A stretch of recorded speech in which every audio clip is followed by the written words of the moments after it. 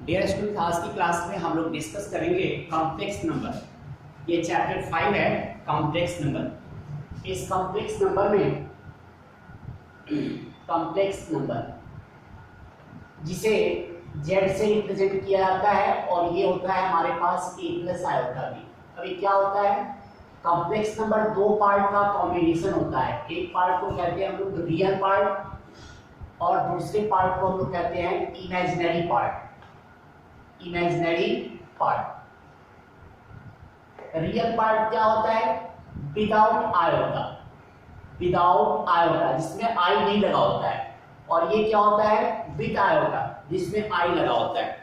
तो z equal to a plus iota में a हमारा रियल पार्ट है और b जो है हमारे पास यहाँ पर इमेजिनरी पार्ट है। अब समझें concept of iota. Concept of iota के बारे में समझते हैं। देखिए, अभी तक हमें पता है कि किसी भी पॉजिटिव नंबर की स्क्वायर रूट पॉसिबल होती है। कोई भी पॉजिटिव नंबर हो उसका स्क्वायर रूट पॉसिबल होता है। 4 का होता है, 9 का 3 होता है हमारे पास, 16 का 4, 25 का 5 होता है। लेकिन जब आता है root under -4, root under -9, root under -16, root under -25, तो निगेटिव नंबर की स्क्वायर रूट जो है उस केस में हम लोगों ने 10th क्लास में पढ़ा, ये निगेटिव नंबर के स्क्वायर रूट के बारे में पढ़ा था कि ये पॉसिबल नहीं है। इसी कंसेप्ट को हम इस 11th क्लास में थोड़ा और आगे बढ़ाते हैं। रूट अंडर -4 को -1 इंटू 4 कह सकते हैं, इसे रूट अंडर -1 इंटू रूट 4 कह सकते हैं। रूट अंडर -9 को -1 into 9, root under -1 into root under 9।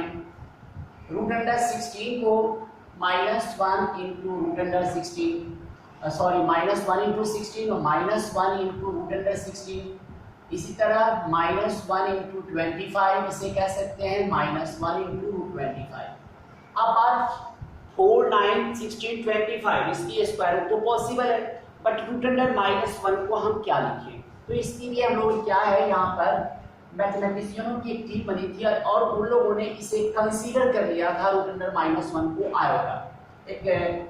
Iota एक इमेजिनरी नंबर है, एक एज्यूम्ड नंबर है, एक कंसीडर किया हुआ नंबर है। अब कंसीडर किया हुआ नंबर है तो इसे हम आप भी अपने मन से कंसीडर नहीं कर सकते। इसे मैथमेटिशियनों ने कंसीडर कर लिया है कि रूट अंडर -1 को हम आज से आई कंसीडर करेंगे। आयोटा उनके लैंग्वेज में आयोटा कहते हैं। तो स्मॉल आई है, iota into 2, iota into 3, iota into 4, iota into 5। तो रूट अंडर -1 को उन्होंने आयोटा कंसीडर किया। आइए अब हम थोड़े से आयोटा के बाद पावर के बारे में देखते हैं। तो नेक्स्ट टॉपिक हमारे पास आता है powers of iota. Powers of iota, देखिए रूट अंडर -1 को हमने आयोटा का स्क्वायरिंग बोथ साइड कर दें तो -1 इक्वल टू आयोटा स्क्वायर एक रिजल्ट बन गई, इसे आप याद रखेंगे।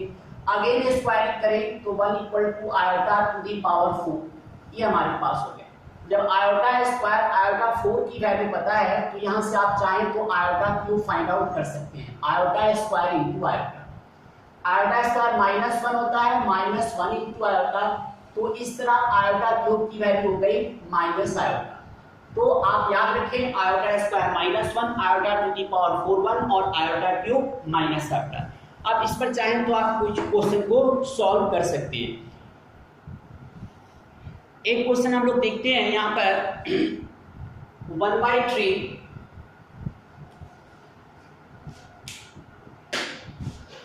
क्वेश्चन है, एक्सरसाइज 5.1 की बात कर रहा हूँ, क्वेश्चन नंबर 9 की बात कर रहा हूँ। 1/3 plus 3 iota whole to the power 3 हमारे पास दी गई है। इस क्वेश्चन को हमें स्टैंडर्ड फॉर्म में दिखानी है। स्टैंडर्ड फॉर्म मतलब a प्लस आयोटा की फॉर्म में।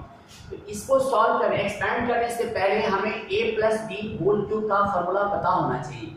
ये होता है a cube plus b cube plus 3ab bracket a plus b. इस फॉर्मूले पर इसे अरेंज कर लें तो 1/3 का होल क्यूब, 3 आयोटा का whole cube, 3 into 1/3 into 3 iota और 1/3 plus 3 iota. a plus b whole cube के फॉर्मूले पर अरेंज कर दिया आपने।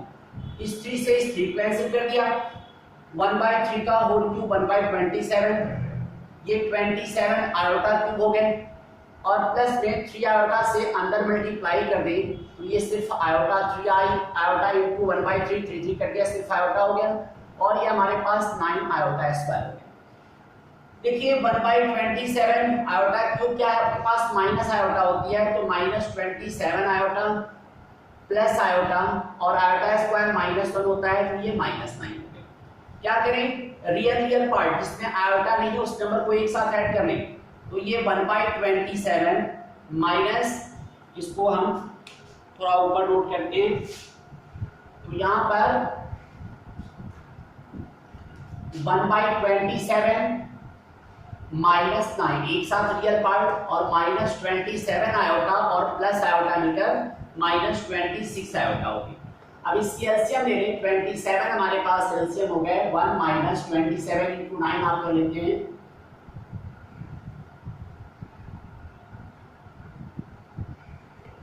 ये 243 हो गया आपका, 9 7 जा 63 3 हो गए हमारे पास, 18 और 6 ठीक है, और -26 iota, this one equal to आपके पास -242 अपॉन 27 -26 आयोटा, ये हमारा स्टैंडर्ड फॉर्म हो गया। तो इस तरह ऐसे क्वेश्चंस को आप सॉल्व कर सकते हैं।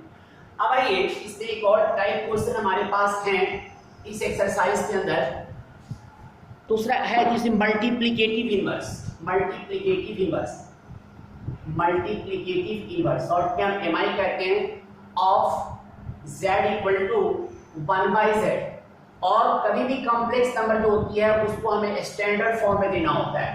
तो देखिए जैसे 2 - 3 आयोटा का मल्टीप्लिकेटिव इनवर्स निकालना है, लेट कर ले इसे z है, तो हमारे पास MI इक्वल टू इसकी हो गई 1/2 - 3 आयोटा, और इसे क्या करें, रेशनलाइज करनी होती है क्योंकि डिनोमिनेटर में आयोटा छोड़ना नहीं होता, तो 2 + 3 आयोटा से आप ऊपर नीचे मल्टीप्लाई करें, तो क्या बन गया 2 + 3 आयोटा, और अपॉन में a - b a + b a² - b² हमारे पास, तो इस तरह बन गया 2 + 3 आयोटा और अपॉन में 4 - 9 आयोटा स्क्वायर, तो 2 + 3 आयोटा और आयोटा स्क्वायर -1 होता है, तो +9 हो गई, 4 + 9 13 हो गई, ये स्टैंडर्ड फॉर्म बन गया 2/13 + 3/13 आयोटा।